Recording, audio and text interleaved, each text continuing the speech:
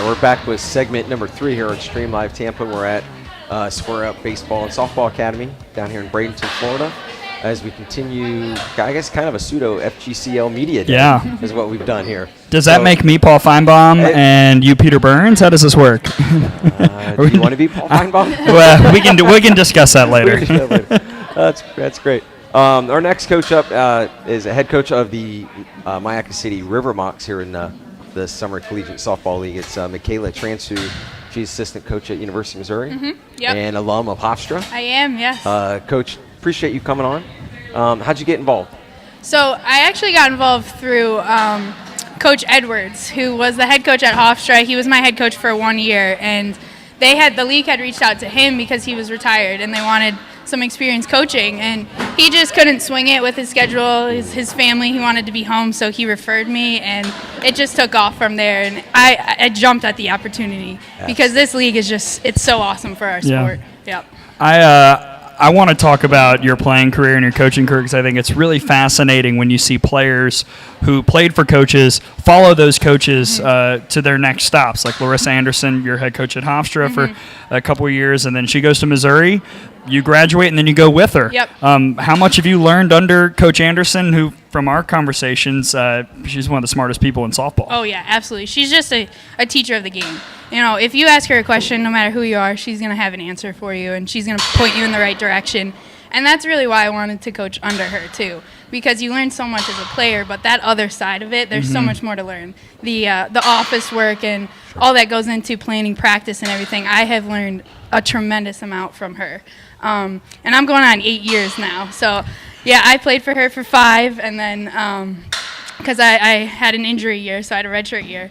And then now we're going on 8. So it's just been a great ride, and definitely learned a lot from her. And then coaching in the SEC, I'm familiar with it being from Alabama. Obviously, you being in Missouri for a couple of years, you see how that league is so tough. Every weekend there are no easy weekends at home or on the road. I'm sure that as well is helping you learn how to coach and scout these teams, because every weekend in conference play, you're seeing one of the 20 best pitchers in America. Absolutely. Yeah, the SEC is just a league of its own, really. That competition, like, you can't take your foot off the gas every weekend that it comes up. You have to be locked in. So it's really awesome to just see another side of it, and the resources that Missouri has is just amazing. So I've really learned a lot in that aspect of just how to balance everything, how to recruit, how to really understand the game within the game, for sure. How about your roster? You've got 4 pitchers? Yes. Looks like? 4 pitchers. They all have pretty good control. We've got 2 kids that throw pretty hard in Maddie Davis and then Mac Leonard. And then our other 2 pitchers, they really like to spin it. So we're just trying to spot up and kind of play off of each other. So it's a really good staff. We definitely have a lot of depth. Yeah, I've been calling Maddie Davis a Supreme Court pitcher because it's been basically all rise from what I've seen in the scrimmages. And it was interesting. I wasn't sure. I didn't totally notice if the other pitchers were using it, but I noticed Sarah Handerham was using a card. So how is that working? Are you calling pitches and relaying it to the pitcher and the catcher? Yep. So me and my assistant, Camille, we're both going to kind of tag team on the calling. She works with pitchers a lot. So I'm very fortunate to have her because I am more of an infielder and a hitter. So it's really great to have her on staff. We did make up some cards just so we could, try to see what the girls want to throw, and we're all on the same page. So then everybody knows what's coming, and we can kind of keep track of everything. Sure. What about your offense? You're talking about hitting. Our offense is explosive, nice. For sure. We have Jenny Jansen, Mac Leonard, Claire Ginder. They all are going to definitely be a big bat for us coming up. And then we have some speedsters, too. Gabby and Ari can both run, drop a bunt. They're triple threats for sure. So we definitely have a lot of depth in the lineup. We have 2 sisters on the team. They're both from BYU. The Erickson sisters, they are amazing, too. Very strong. One's behind the plate, one's at third base, just solid. And I was going to say about the Ericksons, also older just because of how the system is at BYU. They've got a lot of experience, and they're of a higher age than a lot of the players on your team. Yeah, absolutely, and it's great to have that leadership. You can really see that they do take the lead a little bit. Behind the plate, Kaylee is just amazing. She is like a rock back there. She controls the infield pretty well already, and it's only been 3 days. So it's really cool to see it all come together. I did want to ask, you mentioned Jenny Jansen, a player out of SIU who was one of the best that the Missouri Valley's seen the last couple of years. She seems like a player that you can throw anywhere, in the lineup, in the infield, wherever you want. So how do you plan on using that utility Swiss Army knife in Jansen? Yeah, absolutely. I think she might be one of our everyday players for sure. So she's just going to be switching up between third and fourth, probably in the lineup, and then she can play outfield, she can play third base. So it's really awesome to have that utility player where you can just rely on her and she's going to get the job done. Yeah, you got a couple players on your roster, Coach. This league is representing all 5 division levels: D1, 2, 3, JUCO and NAIA. You got a couple, Truett McConnell from Truett McConnell College in Nebraska Kearney. How have players like that, whether it's your team or a different team, 'cause it's not all D1. Yes, right. How do you think those players are transitioning against top level talent? I think it's pretty seamless right now. Watching Carly on the mound, her demeanor, her aggressiveness, everything, it's like she's not even skipping a beat. She's not even blinking. You could see a big hitter come up and she's ready to go right at him. So I think in the league, it's so awesome to have these different divisions because they can all compete at the same level, for sure. It's not a big divide. Good. Yeah, that's good to hear. Rapid fire? Let's go rapid fire. All We've right, got some. Are you ready? Okay. Bring it on. All right, we've been asking these questions. We asked it to Stormy earlier. We've been talking to all the coaches, so here we go. Okay. Pre-game meal, what are you eating? Ooh, chicken and broccoli. Okay. Wow, Yeah. I love it. That's classic right there. I'm really trying. Oh, After quarantine, I've been trying to, limit the pizza. We all have. Pre-game music, who's the artist? Who are you listening to? Or band? Oh, that's tough. See, I like the 90s alternative, but none of my teammates did, and I know none of these girls will, so I'm going to stay away from that pregame music. And you can let enlighten them, do though. It. Yeah. It's Show 'em timeless the music. ropes. Oh, yeah. Just open up a game with some Journey or something and see what they say. All right. During quarantine, we all had a lot of time. What show were you binge watching on Netflix? So I had never seen Game of Thrones. And Second time someone said yeah, that. my father, he was like, you have to watch it, you have to watch it. I'm like, all right. I didn't stop. I think I finished the entire show in 3 weeks. That's the second time someone said it. I guess I have to start it now because I've been holding out. Okay, noted. Good answer. Favorite player, softball player of all time? Of all time? Wow, that is tough. I really like what Jessica Mendoza is just doing for our sport. So I'd have to go with her. She just is growing the sport tremendously with her announcing in the MLB and everything that she's doing. So I think as far as like leadership goes, she's one of my favorites. But definitely, all the greats. I think Lisa Fernandez is the GOAT for sure. For sure. So I kind of have to go back a little bit, but recently I would say, I don't know. It's tough. I really liked watching Shea Knighton at Oklahoma. Oh, gosh. Yeah. As Alabama fans, if they're out there, they know the nightmares that Shea Knighton created at the World Series. And maybe the most clutch player in softball of history. Oh, absolutely. Maybe? Absolutely. Clutch. Okay. Favorite place or coolest atmosphere that you've played or coached in? Oregon, for sure. Yeah, their facilities are just amazing. The West Coast was really cool. I'm, an East Coast kid, born and raised in New York, so it was really cool to go out there. When I was playing for Hofstra, we got to see all the different sceneries and everything out there. So I really like just seeing that facility and the way of life they have out there. Yeah, good for you. That's the first time we've heard of Oregon, I think. Yeah. All right, a couple more. Yep. Kind of goes along with the music question. What is your karaoke song? What are you singing if you're called up on stage? I think I'm going to head back to your Journey. You mentioned Don't Stop Believing because classic. Everybody knows those lyrics. And then you really won't even have to sing because the crowd will be doing it for you. Exactly. They'll help me out. Okay, and finally, who is your favorite pitching coach at Wichita State? That'll have to be Morgan Lashley. That's the correct Shout answer. out to Morgan. That's awesome. Really excited to watch the River Mocks. Yeah, this, I'm excited this summer. to get going. It's going to be great. This is so great for our sport. I just hope it keeps continuing to grow, and I'm proud to be a part of the first year for sure. Absolutely. Yeah, good for you. Yeah. Thanks for hopping on with us. Yeah, thanks for having me. Yeah, we'll see you out at the fields. Thanks, Coach. Awesome. Thank you. We'll see you. That was Coach Michaela Transu of the River Mocs, assistant coach at University of Missouri. And I believe this is Coach FICO. We are going true revolving door here. Yes, we are. Coach, thanks for your patience. Oh, no problem. Okay. No problem. Coach, I'm Jim. I know we spoke this morning. Lindsay. Nice to meet you. Nice to meet you. This is Coach Lindsay FICO. Did I pronounce that right? Fico. Looks like Fico. Sorry. It's very She's the head coach normal. at Santa Fe Yes. College in Gainesville. Yep. Outside of Gainesville, right outside the University of Florida. But for this summer, she's the head coach of the Lynx. That's right. Right? That's right. You're excited? Very excited. Everybody's excited. Isn't it fun? I think it's phenomenal for the sport Yeah. as a whole, and it's amazing that something like this hasn't existed until now, and I think it's going to be great. Yeah. No, I agree. How'd you get involved? Honestly, a contact that I have through the Santa Fe Inferno organization, Jason Nowling. Ryan Moore, the director, reached out to him and said, "Hey, do you know anybody that would be interested in being a part of this?" And Jason put my name out there, and I said yes and never looked back. Good for you. That's right. That's right. I, Full steam ahead. Yeah, there you go. Yeah, Coach Fico, I was watching your team last night, and as I was taking note of the pictures, there's one that really jumped at me, and that was Danny Bauer. Yeah. She's kind of a diamond in the rough, Yeah, too. slim, Yep. not the biggest person in the world, but she's got a lot of pop and a lot of different pitches that she can throw.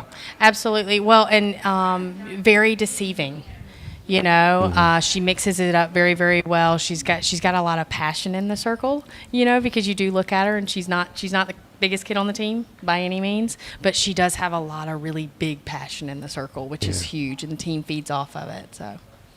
That's what it takes. Everybody's been talking about leaders. Yeah. How leaders are developing on their own. Yep. And they don't always have to be 5'11", like you're Nope. saying. They don't always have to be the pitcher either. But in this case, if she's leading the way, it's all about pitching, as we know. Absolutely. So that's good to hear. We're excited to see Danny when we do some Lynx games. Yeah. Yeah, and another player that jumped off the page. I've seen her in college, being from Alabama and running into the Aggies often. But Haley Lee is a goofball out there, making everybody laugh. Yeah, I mean, she's been nothing but fun Yeah. since day one. She doesn't take herself too seriously. You know, she's a kid that represents the SEC and A&M, and you would think she'd come in here with ego and all of that, and it's not that at all. And she's a leader, so she's kind of set the tone for the team, the culture for the team. Same with Devin Flaherty, I mean, big name out of FSU, local kid here, you would expect the same thing, and they've just been as down to earth as you would hope, Yeah. When absolutely. you've got players like that who've played at the Power 5 level, who've played for teams that are contenders in the postseason at the D1 level, does the rest of the team when they're playing at mid-major schools or Division II schools, do they kind of look to them to be the leaders on the team? Is that how has that relationship worked, and how have those conversations gone as the team is bonded? I think so. I mean, I think you naturally look to the big name schools and the big name kids, but also those kids because they have done a very good job of quiet leadership as well. Instead of just being the loudest voice and all of that, it's really just kind of set a tone. I think we're one of the youngest teams in the league. We do have a bunch of 2020 signees that are going on to start their careers. So Flaherty and Lee and Morgan Overitis, who's now going to be at Virginia Tech, they're the experience. Sure. So Right. our girls are going to look to them, but the expectation is still no less. Sure. Oh, of for course. for your younger kids or those that have kind of already established themselves. Yeah, I was going to touch on that. You took that question right out of my sorry. mouth. I was Sorry. like, she's got six. Yeah. Six Yeah. 2020s heading to school. Well, and I mean, they bring a lot of energy. Yeah. They still haven't made their first impression. No, Yeah. Right. And they're That's still right. working on their first impression. So I think they've come into the league with a little bit of a chip on their shoulder and something to prove. They want to get the reps. They want to be around this atmosphere. So they're trying to get a leg up, before Yeah. they head to college in the fall. So. What is the game planning situation like? Obviously, all these teams have just gotten together. You've scrimmaged a couple the last 2 nights.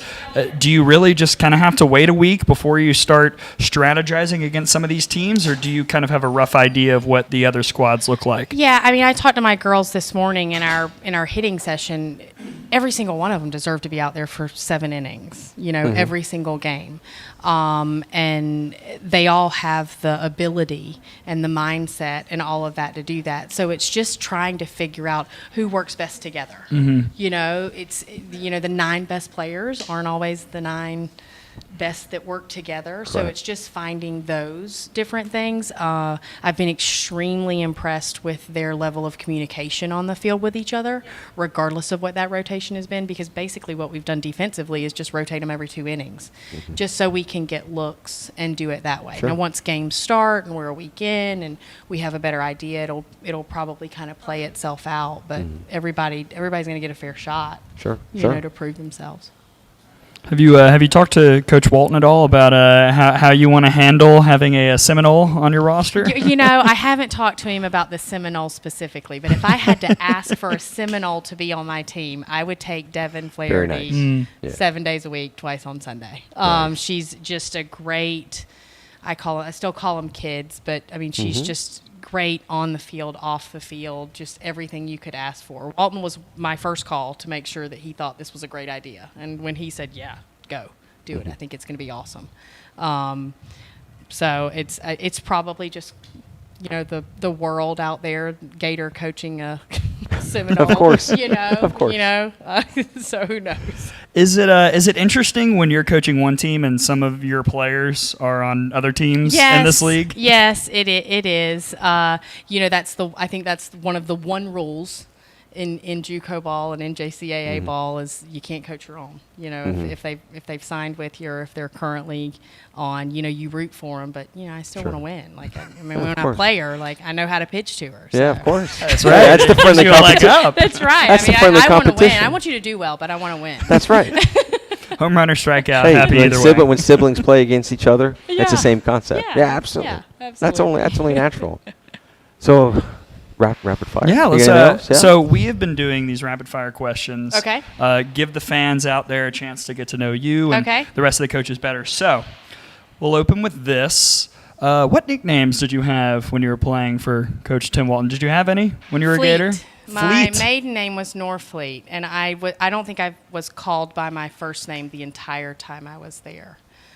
Fleet, or last name, but Fleety, something like that. I love that. It was never Lindsay. I'm writing that down. I like it. No, don't worry. When we get on games, I think he and I are both thinking the same thing. Absolutely. Okay, Netflix show that you binged over quarantine. Ozark. Okay, we've heard that a couple times. Yep. Season 3, insane, right? Crazy. No Absolutely crazy. spoilers here. Yeah. Okay, toughest opponent that you've ever faced, whether it was in the circle or just somebody, a hitter that came up and your team could never get her out? Going to Alabama and having to play Van Brakel was rough. Van Brakel in the circle was really, really rough. Their atmosphere there, anytime you have an SEC matchup like that, it was rough. But Alabama, you still kind of wake up with the cold sweats in the middle of the night. Did you pay her to say that? I didn't, but Steph might have. Alabama, LSU was rough, but Alabama was probably the most electric atmosphere outside of the orange and blue, of course. Oh, of course. Naturally. Okay, karaoke song. What are you singing? Oh, man. Purple Rain's great. Great choice. I mean, right? Yes. I mean, you can't go wrong with Purple Rain. That's, yeah. And No, you can't. everybody will sing along. No, you can't. You can't. It's all, Excellent. All age groups like that. Yeah. All right, your favorite player of all time? Favorite player of all time? Man, that's really a tough one. I'm probably one of the oldest ones in the league right now. Lisa Fernandez and Dot Richardson were really tough to beat. Haven't heard Dot I yet. grew up in that, and shorts and just high energy and all of that. So I think they would be right up there right up there because they did it all. They hit, they pit, they just did everything, so probably one of those two. All right, last one. This could be controversial. Okay. You're drafting a lefty pitcher. Who are you taking, Kat Osterman or Monica Abbott? Abbott. I had to hit against Abbott. I was not good enough to hit against Osterman when we went to Texas my freshman year, but I had to hit against Abbott for, it felt like 6 years, but I think it would only end up being about 2. Abbott. I'm taking Abbott. Okay. Good, strong choice. Yeah. Staying in the SEC. Coach Fico, thanks for hopping on with us. No problem. No, Thank you guys. Thank you so much. Yeah, Thank you. very we look excited forward to for this seeing you to guys. start. I'm sorry. Oh, no, go ahead. We look forward to seeing you guys at the fields. Yeah, because it's we'll gonna be be out great. there and we'll have a good time this summer. Good deal. Absolutely. So, Coach Lindsay Thanks for Fico joining us. Thank you. of the Lynx, also head coach Santa Fe College. If we got any more coaches left. As Stream Live Tampa has been here, I don't know, a couple hours doing kind of a pseudo FGCL media day. Right, That was Greg? a lot of fun. Yeah. I enjoyed that. We talked to, I think we got everybody I think except so. Fast Pitch U. Fast Pitch U Where seems to it's have like their own the Where's secluded Waldo area, of right? FGCL teams. Who knows what's happening there? But we'll see them eventually because they have to play, That's right. and that'll be a lot of fun. That's right. So, like, again, Stream Live Team, we want to thank Square Up Baseball Softball Academy here in Bradenton, Florida, where the teams have been taking BP. There's some pitching lanes, a catching station in here. They've been doing that during the daytime. And then Monday, last night, they were doing scrimmages Yes. at Palmasola Park in Bradenton, where most of the games are going to be played, the Monday through Thursday games. This summer, it starts tomorrow night at Palmasola. The Friday night games and the Saturday games are at Lakewood Ranch by Lakewood Ranch High School in that complex. And then there's a couple Wednesday night games or dates, multiple games in July. That'll be over the Sunshine Skyway Bridge in Madeira Beach. So there's a few great complexes in this greater Tampa Bay, Manatee County area that the first ever Florida Gulf Coast Summer Softball League is going to happen, and it's amazing the excitement level. It sounds stupid to say it's the first ever thing to happen. I know, doesn't it? It shouldn't be happening this late in No. life, but it's happening. It's the inaugural season of the softball side of the FGCL, and it's going to be great. I mean, you just heard all these different coaches as we broke this into 3 parts, all very excited. I've got my analysis. The boards are coming, folks. Oh, yes. It's going to be really competitive, and I'm really intrigued to see which team, as we've talked about, bonds first. Who finds their rhythm? Who finds the lineup that works, the pitching staff order that works? Who is able to put it together first? The quickest, And the yeah. team that does that is going to be in the catbird seat for the rest of the 5 weeks before we get all the way to the playoffs. Oh, we get to the end, and the season will go 5 weeks. They're going to play 24 games a piece, I believe. Sounds Something like right. that. I haven't 20+ actually games. counted. I've yeah, seen I the haven't. I schedule, haven't but- either. It ends the 3rd week in July, around July 21st, 22nd. They'll have playoffs a couple days, and then they'll have a championship game. There is an all-star game that will happen as well. I believe it's that Saturday before the playoffs. But there's a lot of great college softball action that we'll have, and we'll be partnering with Game Vision, gamevision.io. I know we're going to go check out their setup. But so Stream Live Tampa is collaborating with Game Vision this summer. And, of course, grateful that Gray Robertson from the SEC Network Plus, I'm just you glad. jumped at it when we started talking, when Leslie I saw got us softball connected. and I was like, let's go. Yes. I'm ready. You made the trip down from Yes. Tuscaloosa easily. And it's been fun to kind of talk to other people. I was talking to Amanda Scarborough from ESPN, Jen Schroeder last night. I was sending her some names saying, hey, so this girl from so-and-so is pretty darn good. And it's been really fun to hear how excited the rest of the softball world, it's not even here, Sure. is about this event just because it's live softball. Correct, yeah. And then it's going to grow. Yes. It's going to grow. Like Ryan Moore was saying, we appreciate him coming on, the founder of FGCL, on the baseball side and then developing the softball side for this year, how that baseball side has grown from, I believe he said 8 teams to now 12. This year, the softball side in the inaugural season is going to have 7. That'll be double digits in no time. So I think we're the whirlwind. That's Yes. what that was. I'm ready Our own media to day. change shirts, to wipe the brow. We're good to go. Yeah. It's, this was a lot of fun. Very This was. excited for this. Getting to know the coaches, and should we tell Stormy that she was the only player? Does she need We'll save anything that. more? We'll need save anything that. more? That's okay. We'll be talking to players and coaches throughout the season when we have our broadcasts, and we'll have some guest announcers. Yes. Guest color analysts for each of us. We'll set that up as the season goes. So we appreciate everybody watching on Stream Live Tampa as we go on Facebook, Twitter, and YouTube, and we're also on Twitch.